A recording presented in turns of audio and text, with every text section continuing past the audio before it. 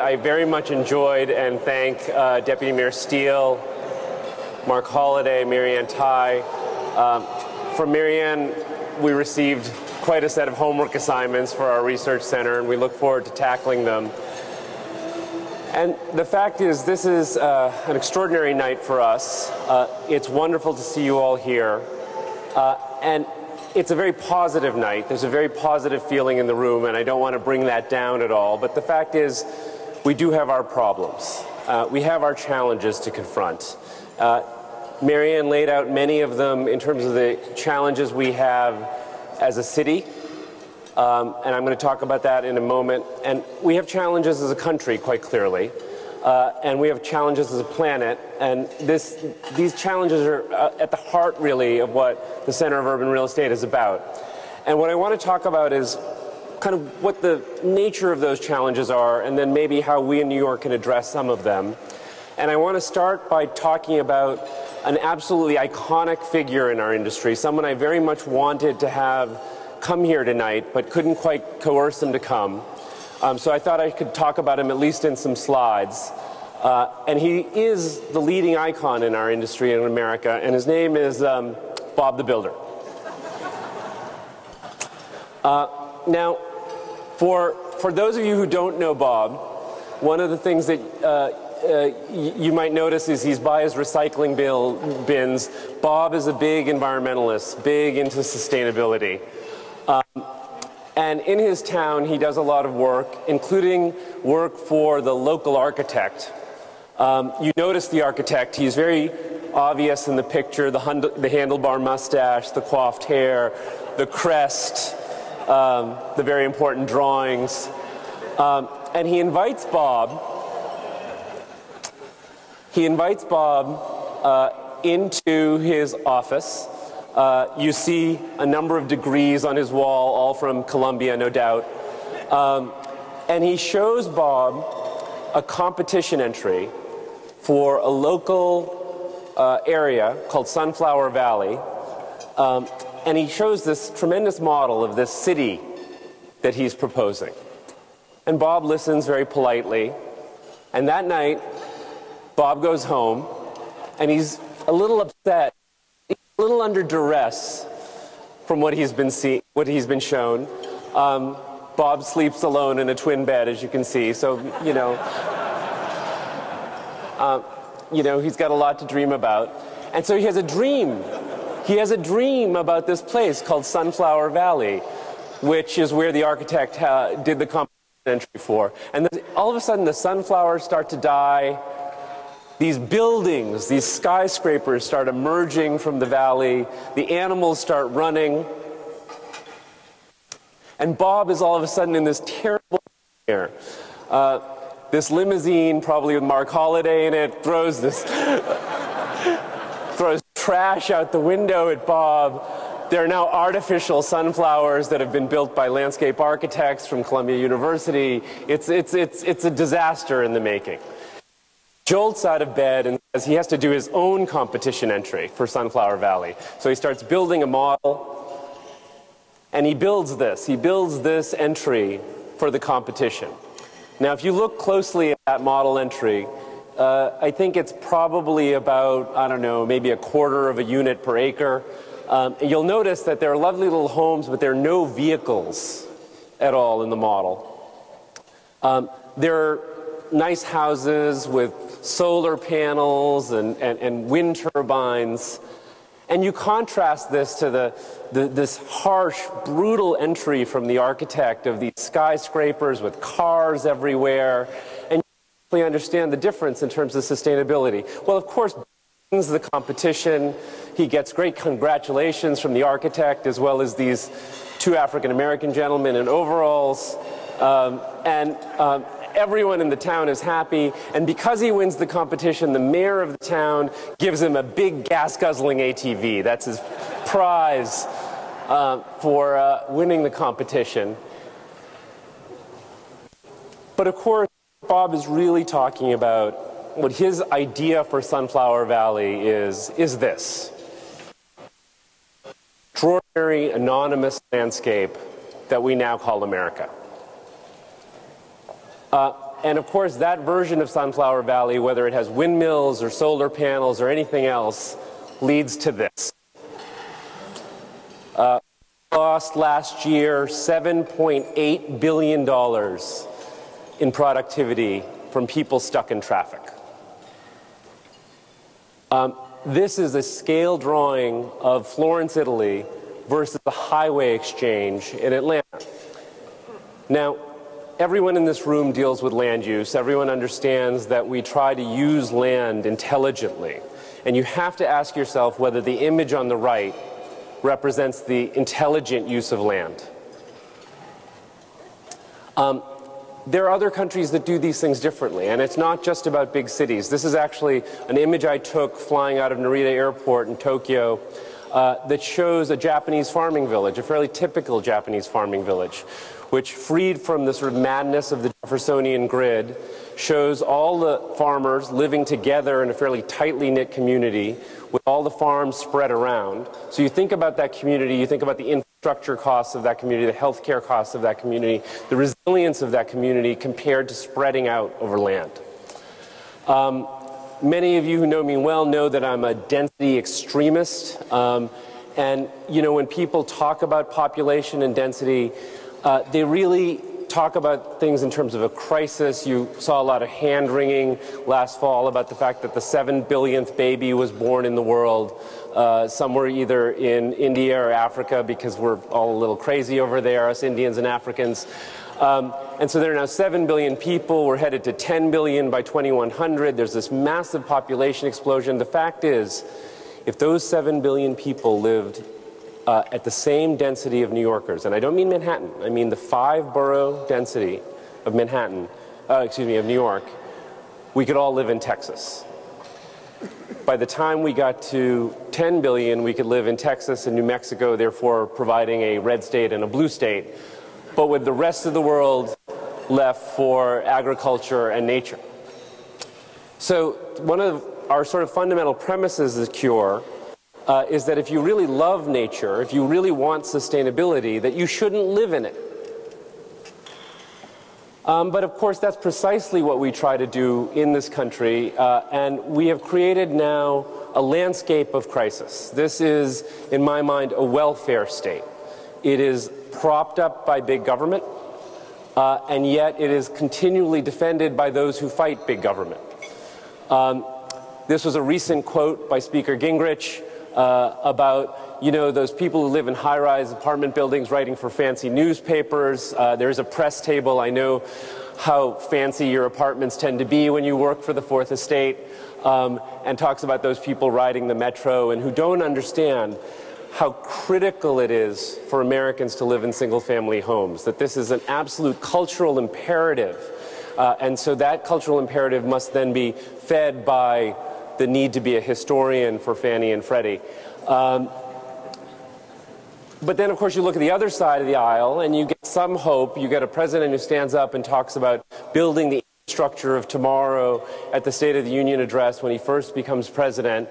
And then we find out that he wasn't talking about tomorrow, he was talking about Tomorrowland, in that they pledged the first $8 billion of high-speed rail money in the country for a high-speed rail between Tampa and Orlando. Ludicrous on its face, no mass transit connections into those places, and a high-speed rail, had it been built, that would have taken about the same amount of time as driving does between those two places. More locally, saw the demise of ARC, of the Trans-Hudson Tunnel. To me, this was an extraordinarily ill-advised decision that will be something that we're going to be paying for as a city and as a region. And it shows the extraordinary lack of governance that we have in terms of making sure that we get what's best for the region. And hopefully we'll get the number 7 line extension over to New Jersey, which is the best counterpart to this. So where do we see intelligence in government? We see intelligence in government at the local level, right, where we see the extraordinary efforts of people like Deputy Mayor Steele at bringing great land use to a place that could certainly use change in Roosevelt Island. One of the things, actually, that just a teaser out there that I want to look at as part of our center is we have this wonderful new tram that goes from Manhattan to Roosevelt Island, and I'm wondering whether there couldn't be a tram that goes from Cornell's new campus to Long Island City and really starts those spin-offs in the right kind of way. And so that's one of the things we're going to be looking at. But the major point is that we have intelligence at the local government level. And that's very important because, of course, the reason the city is trying so hard to bring Cornell here is because the data supports the reasons for doing that, that patent creation. And there's economist after economist talking about growth and the power of density. And so you have Ryan Avent that basically is explaining that if you double the density, it raises productivity by 6%, while others peg the impact at 28%. You have Ed Glazier in his extraordinary book, The Triumph of the City, right, who will tell me, and Ed told me at a conference just a few months ago, that there are at least 20 studies that show the dispositive relationship between economic resilience and density.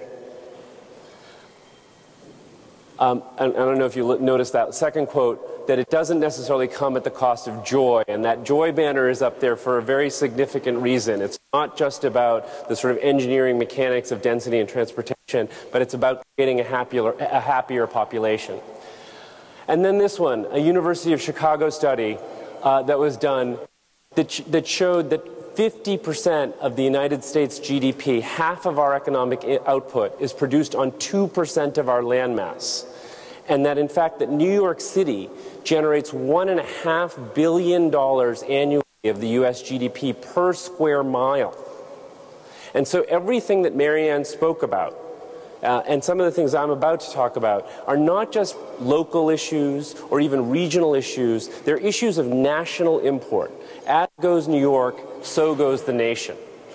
And even in questions not just of economy, but of environment, of course, Plan YC so shows that the average New Yorker uses about a third of the energy, has a third less of a carbon footprint than the average American, not because of Bob's windmills, not because of Bob's solar panels, but because we use mass transit and we heat and cool each other's apartments. And so Plan YC is a great starting point. And as I'm sure everyone in the room knows, Plan YC calls for us to grow by about 1 million new New Yorkers by 2030. That's about an 11% growth rate.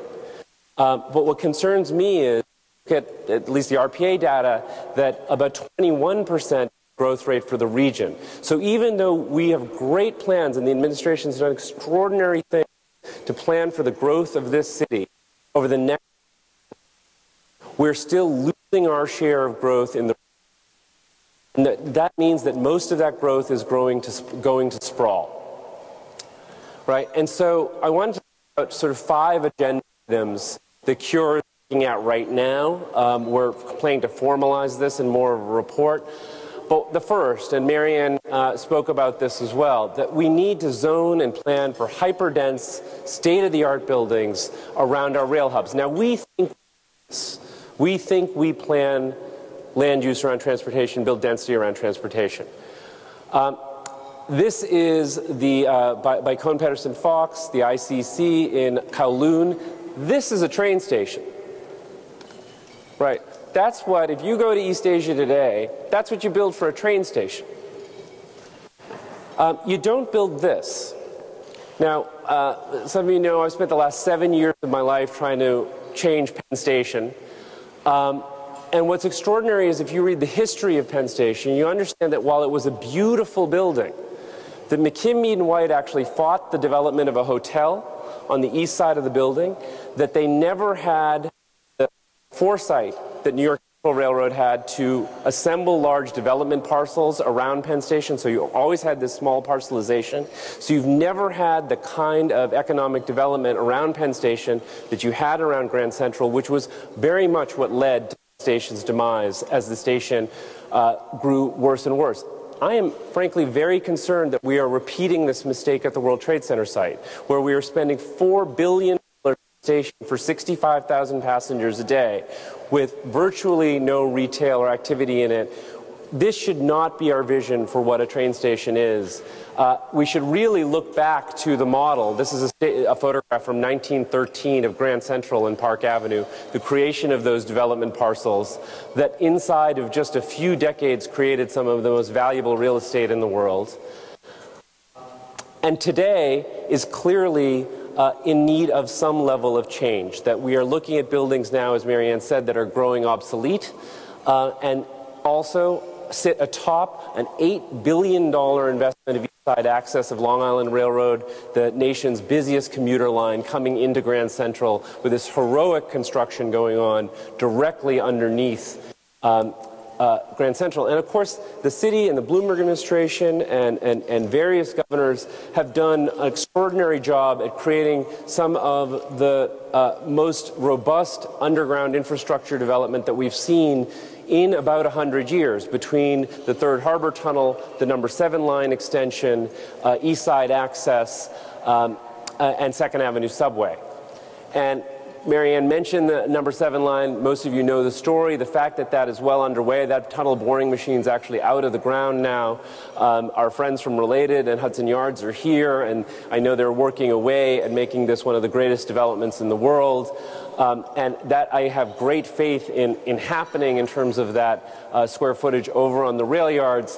What is I'm much less optimistic about is the change to the train station that is going to feed many of the people that are going into Hudson Yards, which still sits really in a stalled position, this being the garden spot of Penn Station. And this image, which I'm slowly starting to let go of, which is this idea of redeveloping Penn Station and creating real transit-oriented development around it.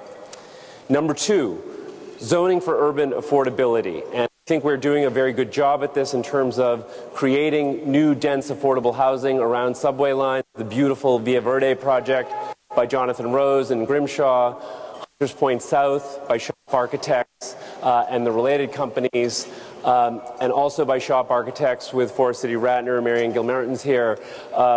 This extraordinary notion of building prefab, the potential to dramatically lower construction costs and build this kind of affordable housing, I think is extraordinarily important for the city. But we need to do more of it. And I would argue that if we're going to think about extending the Second Avenue subway down into the Lower East Side, that we should have that kind of dense affordability being built in places like Seward Park. We should look at Queens Boulevard and whether we can accommodate more of that kind of housing. And of course, Long Island City. And this slide always just amazes me. I could stare at this slide for so long to think that you are 12 minutes away from Midtown Manhattan when you look at that slide. And you have to ask yourself, why a place with 4 subway lines and a very, very robust connection to Midtown has less density than, say, Chelsea? And if you think about the High Line neighborhood, far, far less transit capacity in the High Line neighborhood than what exists in Long Island City. And so we're tackling this head on in terms of what Long Island City could be.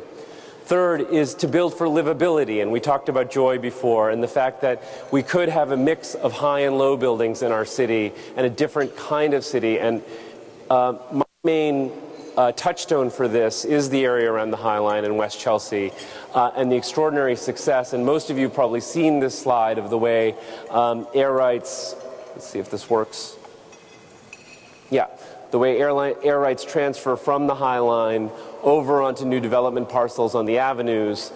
And what has struck us at CURE is, well, you know, given the success of this and the number of projects that have been under construction or completed around the High Line, well, couldn't you do this just without the High Line? Which means that if you look at a typical city block and a typical upzoning, which is, you know, some more density on the avenues and some in the mid-block, that instead, could you do something that we call cap and trade upzoning, which is essentially to use that same density, but allow it to shift and move across parcels in an entire zoning district. There are about 4 billion, and that's with a B, square feet of unused FAR in this city today. And that's because most of the time we can't move FAR around in a fluid way. As we've talked about this proposal, It's actually become very, very popular among small business. If you're a small business owner, if you're a 20-unit co-op building, the fact that you can monetize your air rights, reinforce your position, is a great thing economically, but we also think urbanistically this could be a much more interesting city. Planners have this tendency, and I can pick on planners, I used to be one. We have this tendency to say all the tall buildings need to be in one place, all the medium size in another, the short buildings in another place. For people who know me and my wife Maria, we know that, we have a little height difference between us. It's okay that the tall buildings can be next to the shorter buildings. It's not a big deal, right? You can actually be quite happy. And so this notion of a mixed density city is something that we're exploring. Fourth, and I promise there's only 5 of these, fourth is this notion of building green systems and actually zoning for green systems. And that includes things like building double skin curtain walls, which are very, very expensive, but having a zoning code that actually allows you to fully do FAR that's in that pocket. Or performative parks, that if we're going to talk about parks that are hundreds of acres on Freshkills or in Governor's Island, that these parks should give back to us. This is an image of these things called living machines that actually process gray water and turn it back into white water, usable kind of systems, right?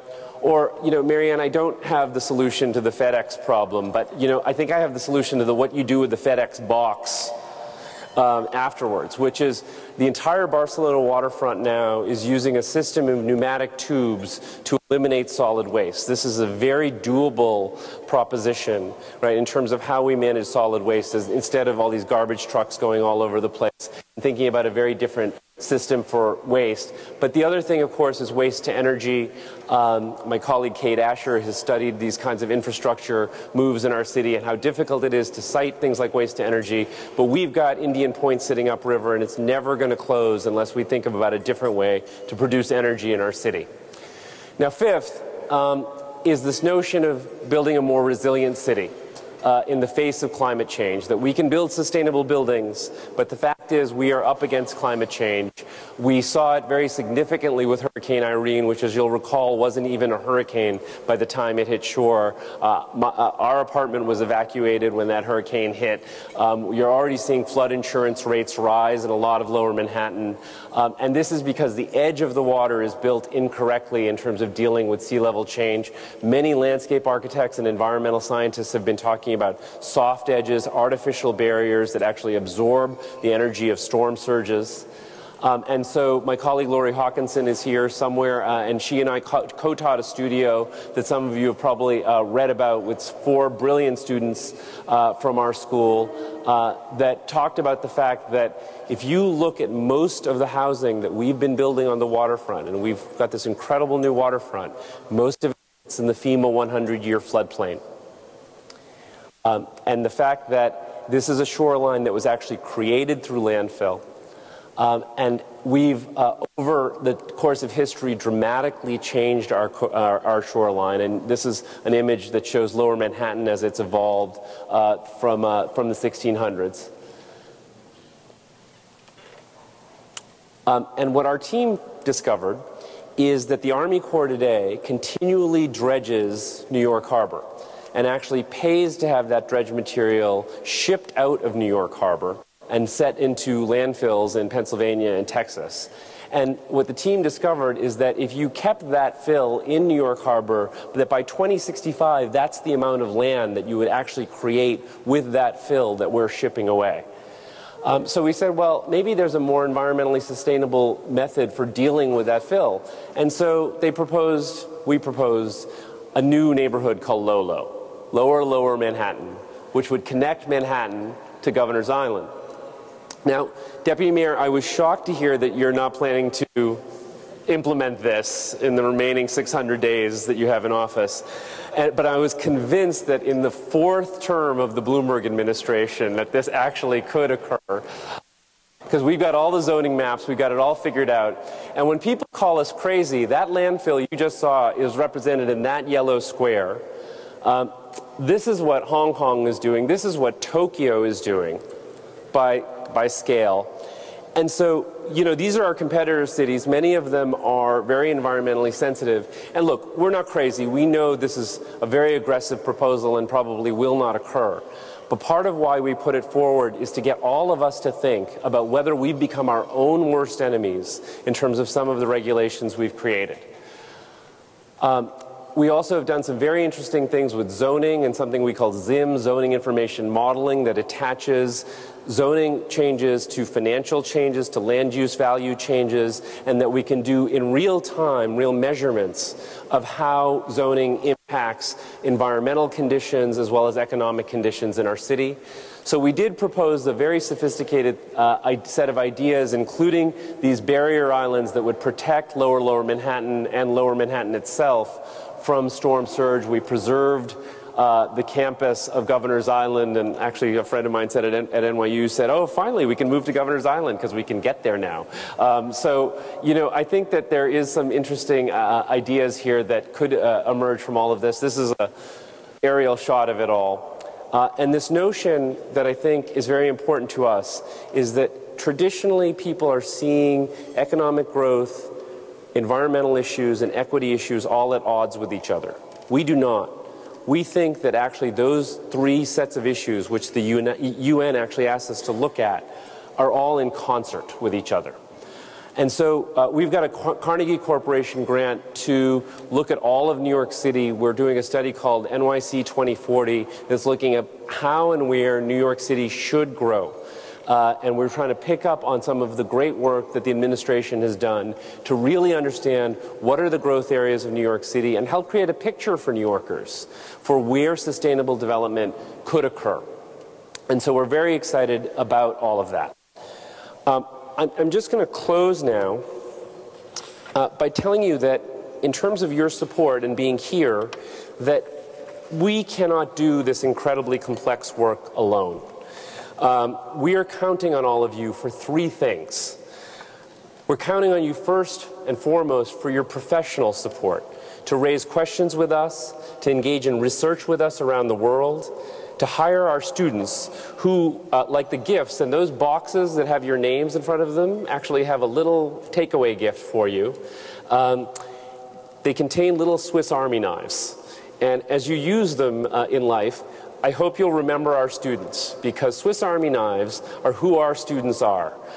They can do many, many things. They are military-grade professionals in the financial, physical, and transactional realms of real estate. And so I hope this is a small token that you can remember our students with.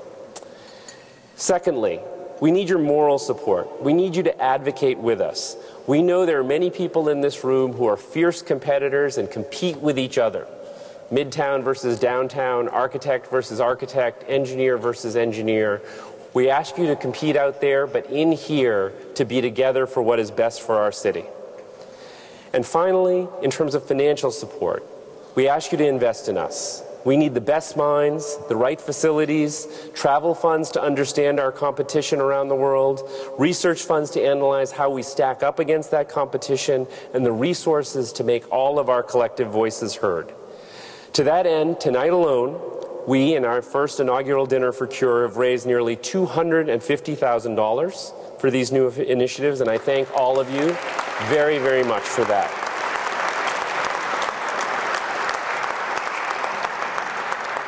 Many of you have gone even further, for which we can't thank you enough, and just to name a few, and first and foremost, to Mark Holliday, our board chair in our Industry Advisory Board, my closest advisor in this endeavor. We could never do any of this without Mark's generosity and his wisdom.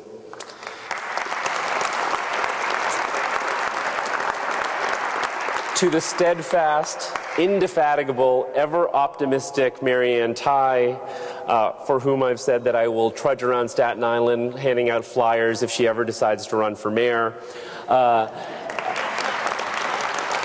Not that I'm starting any rumors, Charlie.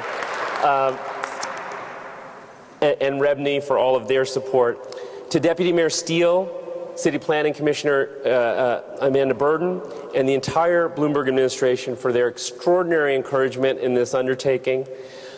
To the Durst organization, which launched us with a generous multi-year research grant. To Cohn Pedersen Fox Architects, who has agreed to fund a robust 4-year research project on global cities and global design practice.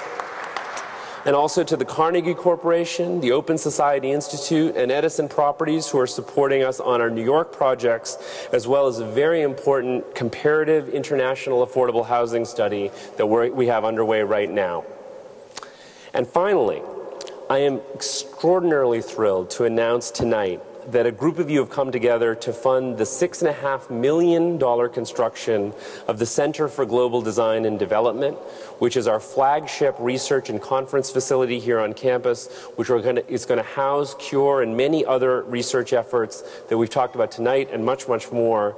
It's been designed by GSAPP Architects, and this center will serve as, for GSAPP and the entire university, as the place where we explore the fundamental question of the future of the city, which today, as Dean Mark Wigley will tell you, is the most pressing issue facing the university. The entire university is coming together under our umbrella to study that effort. So it's a truly auspicious night because we're literally days away from moving forward with the university's trustees to start breaking ground on that project, which we hope to start this summer. And our funders on that project include the Durst Organization again and KPF, who in addition to supporting our research at CURE are supporting this important new initiative. To Dana and Andy Stone, Cynthia Moses Manichurian and Jeffrey Manichurian, Oldcastle Building Envelope, and 2 additional anonymous donors. So lastly, and to close the evening, I have to thank and praise our tireless dean, Mark Wigley, who supported our program and vision and me personally to such an extraordinary extent. He's been a true leader in understanding the nexus of design, commerce, and urbanism, and without his vision and leadership, none of this would be possible. So